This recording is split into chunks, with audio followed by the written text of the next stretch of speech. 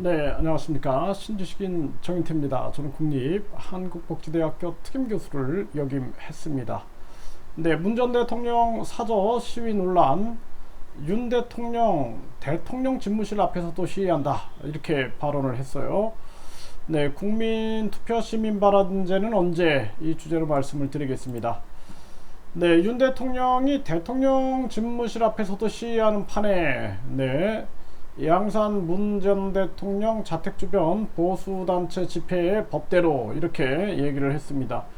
그래서 이걸 가지고 민주당 대변인 조섭은 보수단체 시위는 타인의 삶을 파괴하는 폭력적이고 비인도적인 테러이며 이를 용인하는 윤 대통령의 발언은 옹졸함의 극치다. 네, 시위를 부추기고 이를 제지해야 할 경찰에도 좋지 않은 신호를 준 거다, 이렇게 얘기를 했습니다. 그래서 이게 이제 계속 논란이 되고 있는 거죠, 논란이. 그런데 저는 이제 다른 각도에서 이렇게 보게 되면은, 사실 우리나라 대통령들만큼 불행한 대통령들이 많지 않습니다. 네, 그래서 대통령에서 물러나고 나서 항상 다 불행한 것 같아요. 노무현 대통령도 극단적 선택으로 또 서거를 하셨고, 네, 뿐만 아니라 문재인 대통령도 이렇게 고통을 받고 있고, 윤석열 대통령은 안 그러겠습니까? 윤석열 대통령도 마찬가지고.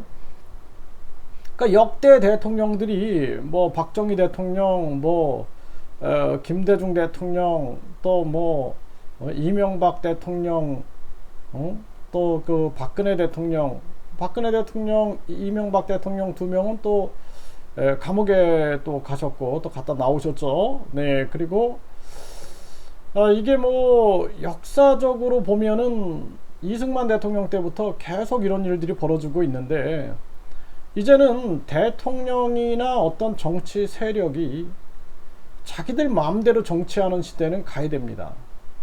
이제는 국민투표 시민발언제를 통해서 국민들이 정책 결정에 나설 수 있게끔 해줘야 돼요. 그래서 스위스 같은 경우에는 백신 패스다 그러면 그 국민투표에 붙여가지고 국민투표로 결정을 한단 말이죠. 그러니까 정치인들도 정치적 부담이 적은 거죠. 그러니까 우리나라는 정치인이 국민의 뜻과 반하게 자기 마음대로 정치를 해나가는 경향이 되게 많아요. 검수완박 같은 경우에도 국민들이 반대함에도 불구하고 그냥 밀어붙이고, 또 대통령도 대북 정책에 대해서 국민들이 반대해도 그냥 밀어붙이고, 이런 문제들이 자꾸 터지는 이유가 결국에는 국민이 스스로 정책 결정에 나설 수 있는 국민투표 시민발언제, 그리고 국민소환제, 국민이 소환할 수 있어야 돼요.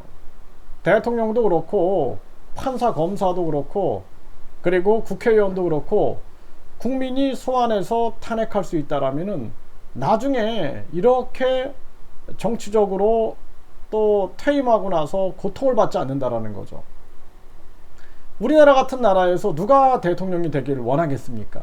그래서 이제는 특정 정치인이 정치하는 시대가 아닌 직접 민주정치 시대, 국민투표 시민발언제로 가야 한다.